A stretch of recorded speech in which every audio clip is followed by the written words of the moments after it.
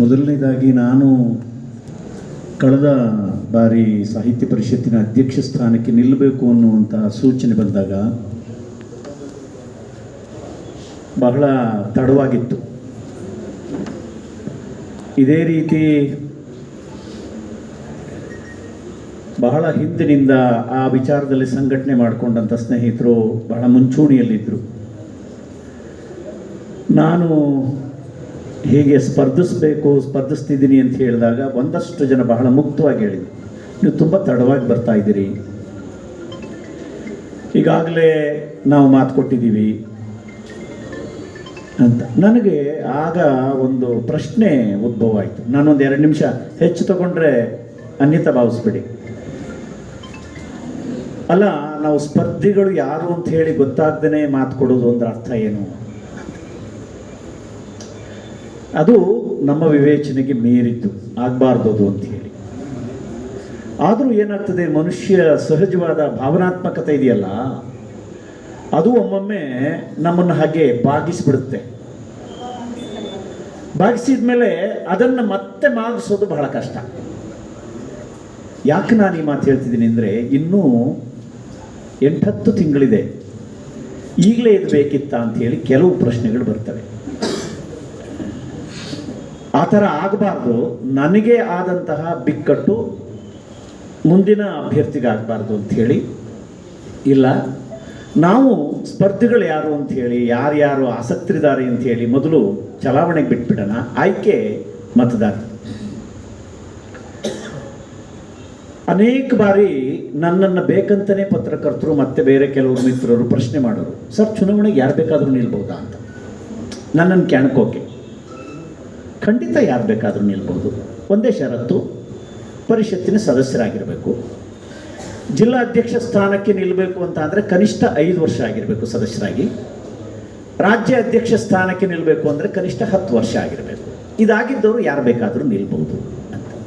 ಅದು ಹೆಂಗೆ ಸರ್ ಅಂಥ ಜವಾಬ್ದಾರಿ ಅದೆಲ್ಲ ಏನು? ಹಾಗೆ ನೋಡಿ, ಪರಿಷತ್ತಿನ ನಿಯಮಾವಳಿ ಇರೋದು ಹಾಗೆ. ಯಾರು ಬೇಕಾದರೂ ನಿಲ್ಬಹುದು, ಆದರೆ ಯಾರು ಬೇಕು ಅಂಥೇಳಿ ಆಯ್ಕೆ ಮಾಡ್ಕೊಳ್ತಕ್ಕಂಥ ಹಕ್ಕು, ಅಧಿಕಾರ ಸದಸ್ಯರಿಗೆ ಮಾತ್ರ. ಅವ್ರ ತೀರ್ಮಾನ ಅದು. ಮತ್ತು ನಾನು ನಿಲ್ಲುವಂತಹದ್ದನ್ನು ಯಾವ ಕಾರಣಕ್ಕೂ ಆಕ್ಷೇಪಣೆ ಮಾಡೋದಿಲ್ಲ. ಅವ್ರಿಗೂ ಅವ್ರದ್ದೇ ಆದಂತಹ ಧೋರಣೆಗಳನ್ನು ಇಟ್ಟುಕೊಂಡು ಪರಿಷತ್ತನ್ನು ಕಟ್ಟಬೇಕು ಅಂತೇಳಿ ಆಸೆ ಇಟ್ಕೊಂಡು ಬರ್ತಾರೆ. ಪ್ರತಿಯೊಬ್ಬರಿಗೂ ಕೆಲವು ಧೋರಣೆಗಳಿರ್ತವೆ. ಆದರೆ ಆ ಜಾಗಕ್ಕೆ ಯಾರು ಸೂಕ್ತ ಅಂಥೇಳಿ ವಿವೇಚನೆಯಿಂದ ಆಯ್ಕೆ ಮಾಡಬೇಕಾಗಿರುವಂಥವ್ರು ನಾವು. ಈ ಆತಂಕದ ನಡುವೆ ಕೂಡ ಸ್ನೇಹಿತರೆ, ಬಹಳ ಸಂತೋಷದ ವಿಚಾರ, ನಿಮ್ಮೆಲ್ಲರ ಅಭಿಮಾನದ ವಿಚಾರ, ಇಡೀ ರಾಜ್ಯದಲ್ಲಿ ಒಬ್ಬ ಜಿಲ್ಲಾ ಅಧ್ಯಕ್ಷ ಅತ್ಯಂತ ಹೆಚ್ಚು ಅಂತರದಿಂದ ಗೆದ್ದವನು ನಿಮ್ಮ ಸ್ನೇಹಿತ. ಇಡೀ ರಾಜ್ಯದಲ್ಲಿ ಆಯ್ಕೆಯಾಗಿರ್ತಕ್ಕಂಥ ಎಲ್ಲ ಜಿಲ್ಲಾಧ್ಯಕ್ಷರುಗಳಿಗಿಂತ ಅತ್ಯಂತ ಹೆಚ್ಚು ಅಂತರದಲ್ಲಿ ಗೆದ್ದವನು ನಿಮ್ಮ ಸ್ನೇಹಿತ. ನೀವೆಲ್ಲ ಬಹಳ ಅಭಿಮಾನ ಇಟ್ಟು ಗೆಲ್ಲಿಸಿದ್ರಿ. ಎಷ್ಟೋ ಸದಸ್ಯರನ್ನು ನಾನು ನೋಡಿಯೇ ಇಲ್ಲ, ಸಾರ್ ನಿಮ್ಮನ್ನು ನೋಡಿರಲಿಲ್ಲ, ನಿಮ್ಮ ಹೆಸರು ಕೇಳಿದ್ವಿ, ಓಟ್ ಹಾಕಿದ್ವಿ ಅಂದರು. ನನ್ನ ಶಿಷ್ಯರಿದ್ದರು, ಸಾರ್ ನನ್ನ ಶ್ರೀಮತಿ ನಿಮ್ಮ ಶಿಷ್ಯ ಸರ್, ಅವಳು ಪ್ರಾಮಿಸ್ ಮಾಡಿಸ್ಕೊಂಬಿಟ್ಲು ನಮ್ಮ ಸರ್ಗೆ ಓಟ್ ಹಾಕಬೇಕು ಅಂತ. ಆದರೆ ಇಷ್ಟೆಲ್ಲ ಅಭಿಮಾನ ಇಟ್ಕೊಂಡು ಗೆಲ್ಲಿಸಿದ ನಿಮಗೆ ಒಂದು ಸಣ್ಣ ಅಪಚಾರವೂ ಆಗದೇ ಇರೋ ಹಾಗೆ ಹೆಚ್ಚು ಕಾರ್ಯಕ್ರಮಗಳನ್ನು ಮಾಡಿಲ್ಲ ನಾನು. ಭಾಳ, ಏಕೆಂದರೆ ಇದು ಮಹತ್ವದ ಸಭೆ, ಹೇಳಲೇಬೇಕು ನಾನು. ಭಾಳ ಅರ್ಥಪೂರ್ಣವಾದ ಕಾರ್ಯಕ್ರಮಗಳನ್ನ ಮಾಡಿದ್ದೀವಿ ಅಂತ ಅನಿಸ್ತದೆ. 2 ಹಾಸನ ಸಾಹಿತ್ಯೋತ್ಸವ ಇಡೀ ರಾಜ್ಯ ಮಟ್ಟದಲ್ಲಿ ಸುದ್ದಿಯಾಯಿತು. ಬಂದಂತಹ ಒಂದೊಂದು ಸಾಹಿತ್ಯೋತ್ಸವದಲ್ಲಿ ಬಂದಂಥ ಗಂಭೀರ ಸಾಹಿತಿಗಳು ಇಂತಹ ಚರ್ಚೆ, ಇಂತಹ ವಿವೇಚನೆ, ಇಂತಹ ಆಲೋಚನೆಗಳು ಸಾಹಿತ್ಯ ಅಖಿಲ ಭಾರತ ಸಾಹಿತ್ಯ ಸಮ್ಮೇಳನದಲ್ಲೂ ನಡೆದಿಲ್ಲ. ಸಾಹಿತ್ಯ ಸಭೆಗಳು ಹೀಗಿರಬೇಕು ಅಂತ. 2 ಸಾಹಿತ್ಯೋತ್ಸವದಲ್ಲಿ 10 ಗಂಟೆಗೆ ಉದ್ಘಾಟನೆ ಅಂದರೆ 10 ಗಂಟೆಗೆ 10 ಗಂಟೆ 5 ನಿಮಿಷ ಅಲ್ಲ. ಗೋಷ್ಠಿಗೆ ಯಾರೋ ಒಬ್ಬ ಸಂಪನ್ಮೂಲ ವ್ಯಕ್ತಿಗಳು 7 ನಿಮಿಷ ತಡವಾಗಿ ಬಂದರು. ಗೋಷ್ಠಿ ಆರಂಭ ಆಗಿತ್ತು, ಸಂಪನ್ಮೂಲ ವ್ಯಕ್ತಿ 7 ನಿಮಿಷ ತಡವಾಗಿ ಬಂದರು. ಕ್ಷಮೆ ಇರಲಿ ಸರ್, ನಂದು 1 ಗಂಟೆ ಹೆಚ್ಚು ಕಡಿಮೆ ಇರುತ್ತೆ ಅನ್ಕೊಂಡು ಬಂದ್ಬಿಟ್ಟೆ ಅಂತ. ಅಂತಹ ಒಂದು ಅಚ್ಚುಕಟ್ಟುತನವನ್ನು ನಮ್ಮೆಲ್ಲ ಸ್ನೇಹಿತರು ಪಾಲಿಸಿದರು. ಬಹಳ ಶಿಸ್ತಿನ ತಂಡ ಅದು. ಆ ತಂಡದಲ್ಲಿ ಲೋಕೇಶ್ ಇದ್ದರು. ಸಮ್ಮೇಳನಗಳಲ್ಲಿ ನಡೀತವೆ, ಸಾಹಿತ್ಯದ ಚಟುವಟಿಕೆಗಳು ನಡೀತವೆ ಅಂತ ಅಂದರೆ ಒಂದು 20-25 ಜನದ ತಂಡ ಚಂದ್ರಾಪಟ್ಟಣದಿಂದ ಬಂದು ಇಲ್ಲಿ ಟೊಂಕ ಕಟ್ಕೊಂಡು ನಿಲ್ಲೋದು. ನನ್ನ ಸಹೋದರ ಜನಾರ್ದನ ಅಧ್ಯಕ್ಷನ ಅವಧಿಯಲ್ಲೂ ಕೂಡ ಅವರು ಅಷ್ಟು ಬೆಂಬಲಕ್ಕೆ ನಿಂತು ಮಾಡಿದ್ದಾರೆ. ಅದರ ಜೊತೆಗೆ ನಾನು ಒಂದು ಮಾತನ್ನು ಹೇಳ್ತೇನೆ, ನಿಮ್ಮ ಜಿಲ್ಲೆಯ ಅಧ್ಯಕ್ಷನಾಗಿ ನಿಮ್ಮ ಆಯ್ಕೆ ಮಾಡಿದಂಥ ಅಧ್ಯಕ್ಷ ರಾಜ್ಯ ಕಾರ್ಯಕಾರಿ ಸಮಿತಿ ಸಭೆಯಲ್ಲಿ ಅಂತಿಮವಾಗಿ ಎಲ್ಲ ಜಿಲ್ಲಾಧ್ಯಕ್ಷರಿಗೂ ಮಲ್ಲೇಶ್ ಗೌಡರು ಏನು ಹೇಳ್ತಾರೆ ಅದ್ರ ಹೇಳಿಬಿಟ್ರೆ ನಾವು ಆಮೇಲೆ ತೀರ್ಮಾನ ಮಾಡೋಣ ಅಂತ ಹೇಳಿಸ್ಕೊಳ್ಳುವ ಮಟ್ಟಕ್ಕೆ ನಿಮ್ಮ ಗೌರವವನ್ನು ಉಳಿಸಿದ್ದೀನಿ. ಇದು ನಿಮ್ಮ ಒಂದು ರಕ್ಷೆ. ಅದನ್ನು ನಾನು ನಿಮಗೆ ಖಂಡಿತ ಚ್ಯುತಿ ತರದ ಹಾಗೆ ವಾಪಸ್ ಕೊಟ್ಟಿದ್ದೀನಿ. ಖಂಡಿತ ನನ್ನ ಅವಧಿ ಮುಗೀತು, ಅದು ಕಟ್ಕೊಂಡು ನನಗೇನು ಅಂತ ಹೇಳಿ ಮನೇಲಿ ಇದ್ಬಿಟ್ರೆ ನಮ್ಮ ಉದ್ದೇಶ ಇದೇ ಇರಲ್ಲ. ನಂದಾಯ್ತಲ್ಲ ಬಿಡು, ಯಾರಾದರೂ ಬರಲಿ, ಏನಾರು ಮಾಡ್ಕೊಂಡು ಹೋಗಲಿ. ಒಬ್ಬ ನಿಜವಾದ ಕಾರ್ಯಕರ್ತನ ಉದ್ದೇಶ ಏನಾಗಿರ್ತದೆ ಅಂತ ಅಂದರೆ ತನಗಿಂತ ಮುಂದೆ ಇನ್ನೂ ಹೆಚ್ಚು ಸಮರ್ಥರು, ಹೆಚ್ಚು ಆಸಕ್ತರು, ಹೆಚ್ಚು ಶಕ್ತಿಶಾಲಿಗಳು ಆ ಜಾಗಕ್ಕೆ ಬಂದು ನಮ್ಮ ಆಶಯಗಳನ್ನು ಮುಂದುವರಿಸ್ಕೊಂಡು ಹೋದರೆ ಆಗ ನಮ್ಮ ಉದ್ದೇಶ ನಿಜವಾಗಲೂ ಸಾರ್ಥಕವಾಗುತ್ತೆ ಅಂತ. ಈ 5 ವರ್ಷದ ಅವಧಿಯಲ್ಲಿ ಆ ಪರಿಷತ್ತನ್ನು ಹೇಗೆ ರೂಪಿಸ್ಲಿಕ್ಕೆ ಸಾಧ್ಯ ಆಗಿದೆಯೋ ಅದನ್ನು ಮುಂದುವರಿಸ್ಕೊಂಡು ಹೋಗುವಂತಹ ಶಕ್ತಿ, ಉತ್ಸಾಹ, ಆಸಕ್ತಿ, ಸಾಮರ್ಥ್ಯ. ಇಂಥ ಸಂದರ್ಭದಲ್ಲಿ 2 ಶಬ್ದಗಳಿರ್ತವೆ. ಒಂದು ಜಾಗಕ್ಕೆ ಬರೋಕ್ಕೆ ಆಸಕ್ತಿಯೂ ಇರಬೇಕು, ಆ ಶಕ್ತಿಯೂ ಇರಬೇಕು. ಆಸಕ್ತಿ ಒಂದಿದ್ರೆ ಸಾಲಲ್ಲ, ಆ ಶಕ್ತಿಯೂ ಬೇಕು. ಹಾಗಾಗಿ ಆಸಕ್ತಿ ಮತ್ತು ಆ ಶಕ್ತಿ ಎರಡೂ ನನ್ನ ಮಿತ್ರ ಲೋಕೇಶಲ್ಲಿದೆ ಅಂತ ಹೇಳಿ ನಾನು. ಅವು ಎಂತಹ ಸಮರ್ಥ ನನ್ನ ಗೆಳೆಯ ಅಂದರೆ ನನಗಿಂತಲೂ ಹೆಚ್ಚು ಚುರುಕು ಕೆಲವು ವಿಚಾರದಲ್ಲಿ. ಒಂದು ಸಭೆಯಲ್ಲಿ ಇರ್ತಕ್ಕಂತಹವ್ರನ್ನ ಚಿಕ್ಕವರು ದೊಡ್ಡವರು ಅನ್ನೋದು ಹಾಗೆ ಈ ತುದಿಯಿಂದ ಆ ತುದಿಯವರೆಗೂ ಉಲ್ಲೇಖಿಸ್ತಾರೆ. ನನಗೆ ಸ್ವಲ್ಪ ಸಭೆಯಲ್ಲಿರ್ತಕ್ಕಂತಹ ವ್ಯಕ್ತಿಗಳನ್ನ ಉಲ್ಲೇಖಿಸೋದು ಸ್ವಲ್ಪ ಅಭ್ಯಾಸ ಇಲ್ಲ. ಬಸವಣ್ಣ ಎಲ್ಲರಿಗೂ ಗೊತ್ತಿರ್ತದೆ, ಜನಾರ್ದನ್ ಎಲ್ಲರಿಗೂ ಗೊತ್ತಿರ್ತದೆ, ಅವ್ರ ಹೆಸರೇನು ಹೇಳಬೇಕು. ಲೋಕೇಶ್ ಎಂತಹ ಸೂಕ್ಷ್ಮ ಜೀವಿ ಅಂದರೆ ಆ ತುದಿಯಲ್ಲಿರ್ತಕ್ಕಂತಹ ವ್ಯಕ್ತಿಯನ್ನು ನೆನಪಿಸ್ಕೊತಾನೆ ಆ ಕಾರ್ಯಕ್ರಮದಲ್ಲಿ. ಅದು ನಾನು ರೂಢಿಸ್ಕೊಳ್ಳೋಕ್ಕಾಗದೇ ಇರುವ ನನ್ನೊಳಗಿನ ಒಂದು ಸಣ್ಣ ದೌರ್ಬಲ್ಯ. ಅದನ್ನು ಮೀರಿದ್ದಾನೆ. ಇವತ್ತಿನ ವ್ಯವಸ್ಥೆಗೆ, ಇವತ್ತಿನ ಸಂದರ್ಭಕ್ಕೆ ಅದು ಬಹಳ ಮುಖ್ಯವೇ. ಅಂತ ಎಲ್ಲ ಒಂದು ಉತ್ಕೃಷ್ಟ ಗುಣಗಳನ್ನು ಇಟ್ಕೊಂಡಿರುವಂಥ ವ್ಯಕ್ತಿ. ಇದುವರೆಗೆ ಹಾಸನ ಜಿಲ್ಲೆಯ ಅಧ್ಯಕ್ಷರುಗಳಾಗಿ ಏನೇನು ಸೇವೆ ಸಲ್ಲಿಸಿದ್ದಾರೋ ಅದರಲ್ಲಿ ಬಹಳಷ್ಟು ಜನರ ಉತ್ಕೃಷ್ಟ ಅಧ್ಯಕ್ಷರ ಆಯ್ಕೆಯಲ್ಲಿ ಇದನ್ನು ನಾನು ಉದ್ದೇಶಪೂರ್ವಕವಾಗಿ ಹೇಳ್ತಿದ್ದೀನಿ. ಚನ್ನರಾಯಪಟ್ಟಣ ತಾಲೂಕಿನ ಪರಿಷತ್ತಿನ ಸದಸ್ಯರ ಕಾಣಿಕೆಯೇ ದೊಡ್ಡದು. ಬಸವಣ್ಣ ಹೇಳಿದರು, ಚುನಾವಣೆ ಹರಿಗೋಪಾಲ್ ಅವರ ಕಾಲಘಟ್ಟದಿಂದ ಒಂದು ಮುಂಚೂಣಿಗೆ ಬಂತು. ಅದಕ್ಕಿಂತ ಹಿಂದೆ ಅದು ಅಂತ ಆಸಕ್ತಿಯ ಮತ್ತು ಆಕರ್ಷಣೆಯ ಹುದ್ದೆಯೇ ಆಗಿರಲಿಲ್ಲ ಸ್ನೇಹಿತರೆ. ಹನುಮಂತೇಗೌಡರು ಅಂತವರು ಪಾಪ ಎಷ್ಟು ಮುಗ್ಧ ಜೀವಿ ಅಂದರೆ ಬ್ಯಾಗ್ನ ತಗೊಂಡು ಒಂದು ಬಟ್ಟೆ ಬ್ಯಾನರ್ ಹಿಡ್ಕೊಂಡು ಶಾಲೆಗಳಿಗೆ ಹೋಗಿ ಕನ್ನಡ ಸಾಹಿತ್ಯ ಪರಿಷತ್ತಿನ ಕೆಲಸವನ್ನು ಮಾಡಿದ್ರು. ಒಂದು ನಯಾ ಪೈಸದ ಆದಾಯ ಇರಲಿಲ್ಲ, ಅವತ್ತು ಅನುದಾನ ಇರಲಿಲ್ಲ. ಪುಣ್ಯಾತ್ಮರವರು ಅವರಿಗೆ ಬಲವಂತ ಮಾಡಿ ಇನ್ನೊಂದ್ಸಲ ಕಟ್ಟಿದ್ವಿ, ಯಾರ ಮಾಡಿ ನಿಮ್ಮ ದಮ್ಮಯ್ಯ ಅಂತೀನಿ ಅನ್ನೋರು. ಮಾಡಿ ಸರ್ ನೀವು ಮಾಡಬೇಕು ಅಂತ ಅನ್ನೋರು. ಎಚ್.ಎಸ್. ನಿಂಗಪ್ಪನವರು ಅದನ್ನು ಒಂದಷ್ಟು ಮುಂಚೂಣಿಗೆ ತಂದರು. ಹರಿಗೋಪಾಲ್ ಅವರ ಕಾಯ್ದೆಯಲ್ಲಿ ಚುನಾವಣೆ ಎನ್ನುವಂಥದ್ದು ಒಂದು ಕಾವ್ಯ ಇರ್ತು. ಹೇಳಿದ್ರಲ್ಲ ಬಸವಣ್ಣ, ಗಂಗೇಗೌಡರು ಅಂತವರು ಹರಿಗೋಪಾಲ್ ವಿರುದ್ಧ ನಿಂತಿದ್ದರು. ಹರಿಗೋಪಾಲ್ ಗೆದ್ದರು. ನಾನು ಹರಿಗೋಪಾಲ್ ಗೆದ್ದಂತಹ ಸಂದರ್ಭದಲ್ಲಿ ಸದಸ್ಯ, ಅದಕ್ಕಿಂತ ಹಿಂದೆ ನಾನು ಸದಸ್ಯ ಅಲ್ಲ.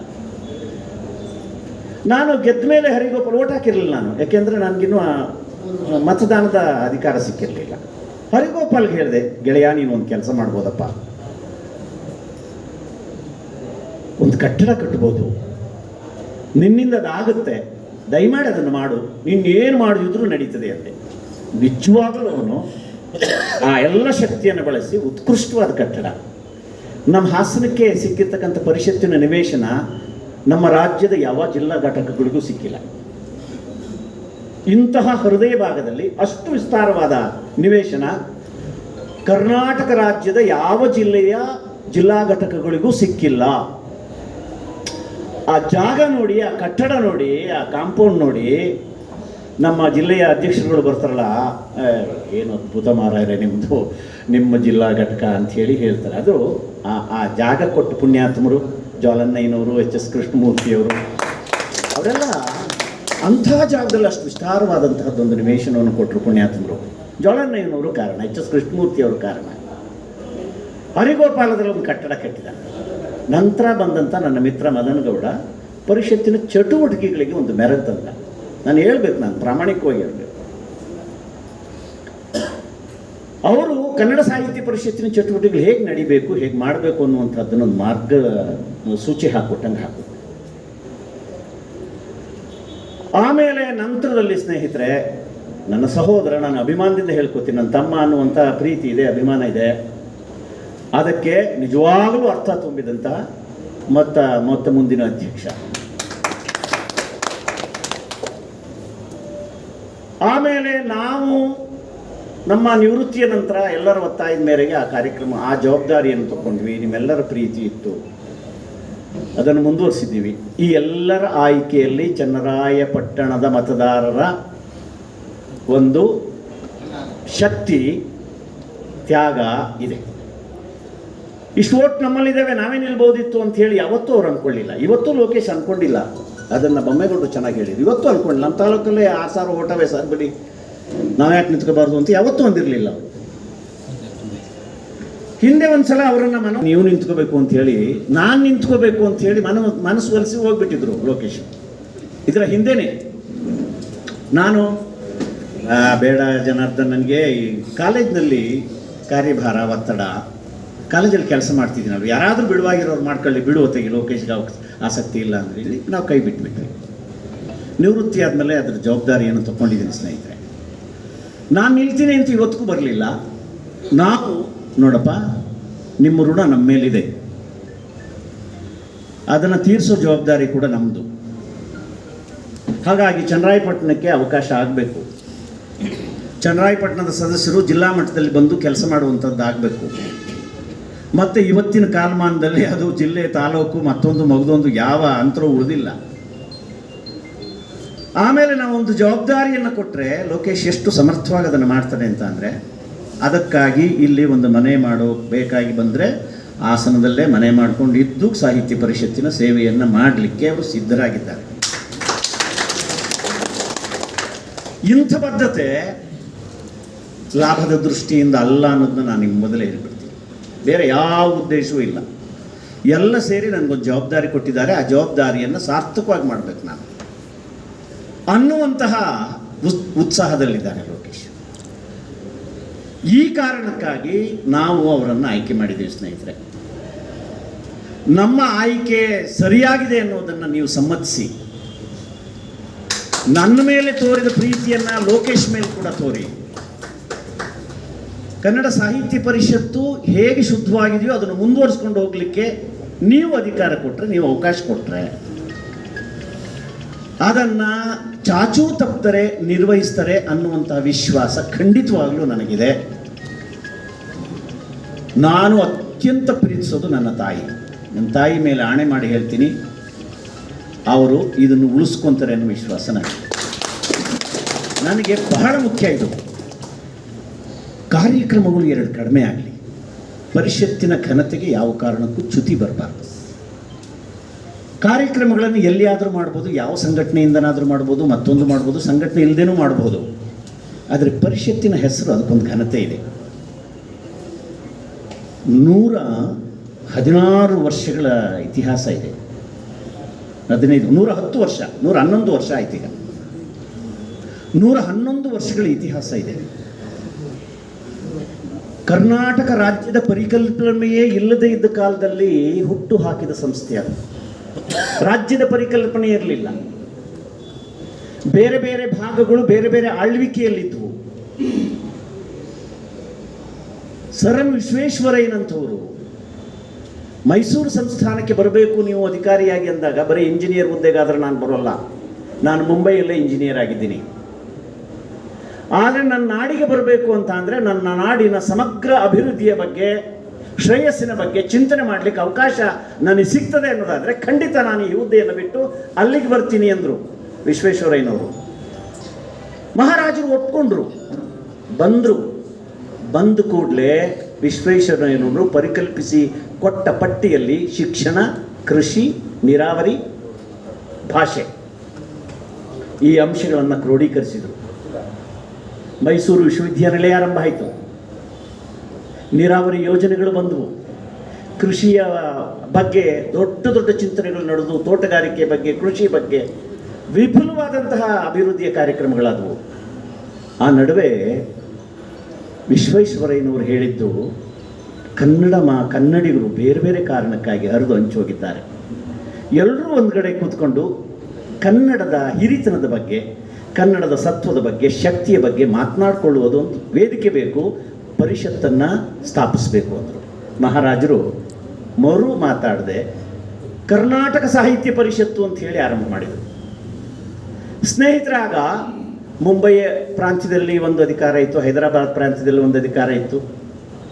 ಬೇರೆ ಬೇರೆ ಅಧಿಕಾರದಲ್ಲಿದ್ದಂಥ ಕನ್ನಡಿಗರು, ಬೇರೆ ಬೇರೆ ಆಳ್ವಿಕೆಯಲ್ಲಿ ಒಳಪಟ್ಟಿದ್ದಂಥ ಕನ್ನಡಿಗರು ಬಹಳ ಪ್ರೀತಿಯಿಂದ ಮೈಸೂರು ಅರಸರ ಆಳ್ವಿಕೆಯ ಈ ಜಾಗಕ್ಕೆ ಬಂದು ಕನ್ನಡ ಸಾಹಿತ್ಯ, ಸತ್ವ, ಭಾಷೆಯ ಆಳ ಅಗಲಗಳನ್ನು ಕುರಿತು ಮಾತನಾಡೋದು. ಅಂತಹ ಸಂಸ್ಥೆಯನ್ನು ಹುಟ್ಟಾಕಿದರು. ಬೆಂಗಳೂರಿನಲ್ಲಿ ಅದಕ್ಕೆ ಕೇಂದ್ರ ಕಚೇರಿ ಆಗಬೇಕು ಅಂತ ಅಂದಾಗ ನಮ್ಮ ಮಿರ್ಜಾ ಇಸ್ಮಾಯಿಲ್ ಅವರು ದಿವಾನರಾಗಿದ್ದಾಗ ಒಂದು ಚಿಕ್ಕ ನಿವೇಶನ, ಕನ್ನಡ ಸರ್ವ ಕನ್ನಡಿಗರ ಒಂದು ಸಾರಸ್ವತ ಸಂಸ್ಥೆ ಇದು, ಅದಕ್ಕೆ ಒಂದು ವಿಶಾಲವಾದ ನಿವೇಶನ ಬೇಕು, ಆ ಕಟ್ಟಡ ಬಹಳ ಭವ್ಯವಾಗಿರಬೇಕು ಅಂಥೇಳಿ ಮಹಾರಾಜರಿಗೆ ಸೂಚನೆಯನ್ನು ಕೊಟ್ಟರು. ಕಟ್ಟಡ ಹೇಗೇಗೋ ಕಟ್ತಾ ಇದ್ರಂತೆ. ಮಿರ್ಜಾ ಇಸ್ಮಾಯಿಲ್ ಅವರು ಬಂದು ಕಟ್ಟಡ ಹೀಗಿರಬೇಕು ಅಂತೇಳಿ ಇವತ್ತು ಮೂಲ ಕಟ್ಟಡ ಏನಿದೆ ಅದರ ರೂಪರೇಖೆಯನ್ನು ಕೊಟ್ಟವರು ಮಿರ್ಜಾ ಅವರು. ಅದಕ್ಕೆ ಅನುದಾನವನ್ನು ಅರಮನೆಯಿಂದ ಒದಗಿಸ್ಕೊಟ್ರು. ಮತ್ತು ಅದರ ನಂತರದಲ್ಲಿ ಸ್ನೇಹಿತರೆ ನಮಗೆ ಗೊತ್ತು, ತುಂಬ ಘಾಸಿ ಅನಿಸುತ್ತೆ. 1915 ನಂತರ 16, 17, 18, 19, 20 ಅವಧಿಯಲ್ಲಿ ಪರಿಷತ್ತಿಗೆ 5,000 10,000 ದತ್ತಿಗಳನ್ನು ಕೊಟ್ಟು ಇಟ್ಟಿದ್ದಾರೆ ಪುಣ್ಯಾತ್ಮರು. ಅವತ್ತು 5,000 ಅಂದರೆ ಚಾಮರಾಜಪೇಟೆಯಲ್ಲಿ, ಬೆಂಗಳೂರಿನಲ್ಲಿ ಒಂದು ನಿವೇಶನ ಸಿಗ್ತಿತ್ತು 5,000ಕ್ಕೆ. 5,000 ದತ್ತಿ ಕೊಟ್ಟಿದ್ದಾರೆ. ಆದರೆ ಇವತ್ತು 5,000ಕ್ಕೆ ಬರೋ ಬಡ್ಡಿ ಹಣ ಬಹಳ ಕಡಿಮೆ. ಪುಣ್ಯಾತ್ಮರು ಅವತ್ತು 5,000 ಕೊಟ್ಟಿದ್ದಾರೆ, 10,000 ಕೊಟ್ಟಿದ್ದಾರೆ, 15,000 ಕೊಟ್ಟಿದ್ದಾರೆ, 20,000 ಕೊಟ್ಟಿದ್ದಾರೆ. ಅಂಥ ಮಹನೀಯರು ಎಷ್ಟು ದೊಡ್ಡ ಕನಸು ಕಟ್ಕೊಂಡು ಕೊಟ್ಟಿದ್ದಾರೆ. ಆ ಘನತೆ ಉಳಿಬೇಕು ಅಂತ ಅಷ್ಟೇ, ಇನ್ನೇನಿಲ್ಲ. ಆ ಘನತೆ, ಪರಿಷತ್ತಿನ ಘನತೆ ಉಳಿಬೇಕು. ಅದರ ಒಂದು ಪೈಸೆ ಅಪವ್ಯಯ ಆಗಬಾರ್ದು, ಧಕ್ಕೆ ಆಗಬಾರ್ದು. ಆ ಕಾರಣಕ್ಕಾಗಿ ನಾವು ಲೋಕೇಶ್ ಅವ್ರನ್ನ ಆಯ್ಕೆ ಮಾಡಿದ್ದೀನಿ. ಲೋಕೇಶು ತನ್ನ ಜೇಬಿನಿಂದ 100 ರೂಪಾಯಿ ಹೋದರೂ ಬಾಧೆ ಪಡುವಂಥವರಲ್ಲ. ಅವರು ಪರಿಷತ್ತಿನಿಂದ 1 ಪೈಸೆ ತಗೊಳ್ಳುವಂಥವರಲ್ಲ. ಇದು ಬಹಳ ಮುಖ್ಯವಾಗಿ ಬೇಕಾಗಿರ್ತಕ್ಕಂಥದ್ದು. ಅದಕ್ಕಾಗಿ ನಾನು ಅತ್ಯಂತ ವಿನಮ್ರವಾಗಿ ನನ್ನ ಜಿಲ್ಲೆ ಎಲ್ಲ ಮತದಾರರಲ್ಲಿ ಕೇಳ್ಕೊತೀನಿ, ಆ ಶುದ್ಧತೆಯನ್ನು ಉಳಿಸ್ಕೊಂಡು ಹೋಗುವ, ಎಲ್ಲರನ್ನ ಗೌರವಿಸುವ. ನಾನು ಹೇಳಿದ್ನಲ್ಲ, ಇಲ್ಲಿಂದ ಅಲ್ಲಿವರೆಗೆ ಕೊನೆಯವರೆಗೂ ಮಾತನಾಡ್ತಾರೆ ಅಂತ ಸಾಹಿತಿಗಳನ್ನು ಪ್ರೀತಿ ಗೌರವದಿಂದ ನೋಡ್ಕೋಬೇಕು. ಪರಿಷತ್ತಿಗೆ ಬರ್ತಕ್ಕಂತಹ ಸದಸ್ಯರನ್ನು ಗೌರವದಿಂದ ಕಾಣಬೇಕು. ಆ ಕೆಲಸ ಮುಂದುವರಿಬೇಕು ಅನ್ನೋ ಕಾರಣಕ್ಕಾಗಿ ನಾನು ಅವರನ್ನು ಆಯ್ಕೆ ಆಗಬೇಕು ಅಂತ ಹೇಳ್ತೀನಿ. ಸ್ನೇಹಿತರು, ನನಗೆ ಹರೀಶ್ ಅವರ ಹೆಸರು, ಬೊಮ್ಮೇಗೌಡರ ಹೆಸರು ನನ್ನ ಹೃದಯದಲ್ಲಿ ಇದೆ, ಇಲ್ಲ ಅಂತ ಅಲ್ಲ. ಅವಕಾಶಗಳು ಬರಲಿ. ಏನು ಮಾಗಿದ್ದಾರೆ, ಸ್ವಲ್ಪ ಮಾಗಲಿ ಅಂದ್ರೆ ತಪ್ಪು ಸಂದೇಶ ಹೋಗ್ಬಿಟ್ಟದ್ದು. ಮಾಗಿದ್ದಾರೆ, ಇನ್ನೂ ಸ್ವಲ್ಪ ಬಾಗಲಿ. ಲೋಕೇಶ್ ಅವರ ಜೊತೆ ನಿಂತು ಇನ್ನಷ್ಟು ಚಟುವಟಿಕೆಗಳನ್ನು ಮಾಡಿ ಪರಿಷತ್ತಿನ ಒಂದು ಒಡನಾಟವನ್ನು ಇಟ್ಟುಕೊಂಡು ಮುಂದುವರಿಯಲಿ. ಅವರಿಗೆ ನಿಮ್ಮೆಲ್ಲರ ಪ್ರೀತಿ ಯಾವತ್ತಿಗೂ ಇರ್ತದೆ ಅನ್ನುವಂಥ ವಿಶ್ವಾಸ ನನಗಿದೆ. ಇದು ನನ್ನ ವಿನಮ್ರವಾದ ಒಂದು ಶಬ್ದವೂ ನಾಟಕೀಯಕ್ಕೆ ಖಂಡಿತ ಬಂದಿಲ್ಲ. ಯಾವ ಉದ್ದೇಶವನ್ನು ಇಟ್ಕೊಂಡು ನಾನು ಮಾತನಾಡ್ತಿಲ್ಲ. ಇದು ನಿಮ್ಮ ಹೃದಯಕ್ಕೆ ತಾಕಿದೆ ಅಂತ ಹೇಳಿ ನನಗೆ ಅನಿಸ್ತದೆ. ನೀವು ಒಂದು ಅಭಿಪ್ರಾಯವನ್ನು ಮೂಡಿಸುವಂಥವ್ರು, ಒಂದು ಅಭಿಪ್ರಾಯವನ್ನು ಹುಟ್ಟು ಹಾಕಬಲ್ಲವರು. ಒಂದು ಕರಪತ್ರಕ್ಕಿಂತ ಬಾಯಿ ಮಾತಿದೆಯಲ್ಲ, ಅದು ಹೆಚ್ಚು ಶಕ್ತಿಶಾಲಿ. ಕರಪತ್ರಕ್ಕಿಂತ ಮುಖ್ಯವಾದದ್ದು, ಜಾಹೀರಾತಿಗಿಂತ ಮುಖ್ಯವಾದದ್ದು, ಮತ್ತೊಂದಕ್ಕಿಂತ ಮುಖ್ಯವಾದದ್ದು ಯಾವುದು ಅಂತ ಅಂದರೆ ಒಡನಾಟದ ಮಾತುಗಳು. ಆ ಒಡನಾಟದ ಮಾತುಗಳಿದಾವಲ್ಲ, ಅವು ಹೆಚ್ಚು ಶಕ್ತಿಶಾಲಿ. ನಿಮ್ಮ ಒಡನಾಟಕ್ಕೆ ಬಂದವರೊಟ್ಟಿಗೆ ಅವರು ಮತದಾರ ಆಗಿರಲಿ ಆಗಿಲ್ಲದೆ ಇರಲಿ. ಲೋಕೇಶ್ ಅಂತ ಅವ್ರು ನಿಂತಿದ್ದಾರೆ, ಅವ್ರನ್ನ ಪರಿಷತ್ತಿಗೆ ಗೌರವಿಸ್ಬೇಕು ಈ ಸಲ ಅಂತ ಹೇಳಿ ಅನ್ನಿ. ಅವ್ರು ಇನ್ನೊಬ್ಬರಿಗೆ ಯಾರಿಗೋ ಹೇಳ್ತಾರೆ, ಯಾರು ಹೇಳ್ತಾ ಇದ್ರು ನಮ್ಮ ಸುನೇಶ್ನು, ನನ್ನ ಫ್ರೆಂಡ್ ಒಬ್ರು ಹೇಳಿದ್ದಾರೆ ಅವ್ರಿಗೆ ಹಾಕ್ಬೇಕಂತೆ ಅಂತ. ಶಿಷ್ಯರಿದ್ರೆ ಅವ್ರ ಪೇರೆಂಟ್ಸ್ ಎಲ್ಲ ಆಗ್ತಾರೆ. ನಿಮಗೆ ಸಿಕ್ಕಿದ್ದು ಅದೇ ಇದು. ಖಂಡಿತ ಖಂಡಿತ ಖಂಡಿತ. ನಾನು ಅದನ್ನೇ ಹೇಳಿದೆ, ನನ್ನ ಶಿಷ್ಯರು ಅವ್ರ ಗಂಡಂದ್ರ ಹತ್ರ ಭಾಷೆ ತಗೊಂಡ್ಬಿಟ್ಟವ್ರೆ. ಗಂಡಂದ್ರೆ ಬೇರೆ ಬೇರೆದಕ್ಕೆ ಏನಾದರೂ ಒಂದು ಗಿಲ್ದ ಬಿಟ್ಟವರು ಅಂತ ಹೇಳಿ ಅಂತ. ಮೇಷ್ಟ್ರುಗಳಿಗೆ ಅದೊಂದು ಸೌಭಾಗ್ಯ ಇರಲಿ, ಅದೇ ಮೇಷ್ಟ್ರು ವೃತ್ತಿಯನ್ನು ಮಾಡಲಿ. ಇನ್ನೊಂದು ಮಾತು ಹೇಳ್ತೀನಿ, ಅದು ನೆನಪಿಸಿದ್ದಕ್ಕೆ. ಲೋಕೇಶು ನಾನು ಅಷ್ಟು ವರ್ಷದಿಂದ ಗಮನಿಸ್ತಿದ್ದೀನಲ್ಲ, ಸಂಘಟನೆಯಲ್ಲಿ ಇದ್ದಾಗ ಕೂಡ ಶಾಲೆಯ ಚಟುವಟಿಕೆಗಳಿಗೆ ಕಿಂಚಿತ್ತೂ ಧಕ್ಕೆ ತರಲಿಲ್ಲ. ಇದನ್ನು ನೀವು ನೆನಪಿಟ್ಕೋಬೇಕು. ಅವರು ಮಕ್ಕಳಿಗೆ ಮಾಡಬೇಕಾದ ಪಾಠವನ್ನು ಅಚ್ಚುಕಟ್ಟಾಗಿ ನಿರ್ವಹಿಸಿಯೇ ಒಬ್ಬ ಒಳ್ಳೆ ಮೇಷ್ಟ್ರಾಗೆ ಹೊರಗೆ ಬರ್ತಾ ಇದ್ದಾರೆ. ಬಹಳ ಮುಖ್ಯ. ಸಂಘಟನೆಯಲ್ಲಿ ಇದ್ದೀನಿ ಅಂತೇಳಿ ಗರಿಗರೆ ಬಟ್ಟೆಯನ್ನು ಹಾಕ್ಕೊಂಡು ಪಟ್ಟಣದಲ್ಲಿ ತಿರುಗೋದು ಅವ್ರ ಉದ್ದೇಶ ಅಲ್ಲ. ಅವರು ಶಾಲೆಯಲ್ಲಿ ಅಚ್ಚುಕಟ್ಟಾಗಿ ಕರ್ತವ್ಯನೇನು, ಆ ಮಾಹಿತಿ ನನಗಿದೆ. ಇವೆಲ್ಲ ಮುಖ್ಯ ಸ್ನೇಹಿತರೆ ಒಂದು ಜವಾಬ್ದಾರಿ ಸ್ಥಾನಕ್ಕೆ ಬರಬೇಕಾದಂಥದ್ರಲ್ಲಿ. ಆ ಎಲ್ಲ ಅರ್ಹತೆ ಲೋಕೇಶ್ಗಿದೆ ಅನ್ನೋ ಕಾರಣಕ್ಕಾಗಿ ನಾವೆಲ್ಲ ಸೇರಿ ಆಯ್ಕೆ ಮಾಡಿದ್ದೀವಿ. ನೀವು ಸಮ್ಮತಿಸಿ, ಬೆಂಬಲಿಸಿ, ಶಕ್ತಿ ತುಂಬಿ, ಇನ್ನೂ ಅದನ್ನು ವಿಸ್ತರಿಸಿ ನಿಮ್ಮೆಲ್ಲರ ಪ್ರೀತಿಯನ್ನು ಉಳಿಸ್ಕೊಳ್ಳುವಂತಹ ಒಂದು ಪ್ರಯತ್ನ, ಅದರಲ್ಲಿ ಯಶಸ್ವಿ ಆಗ್ತಾರೆ ಅವ್ರು ಲೋಕೇಶ್ ಅಂತ ಹೇಳಿ ನಿಮ್ಮೆಲ್ಲರಿಗೆ ವಂದಿಸಿ ನನ್ನ ಮಾತು ಮುಗಿಸ್ತೇನೆ. ನಮಸ್ಕಾರ.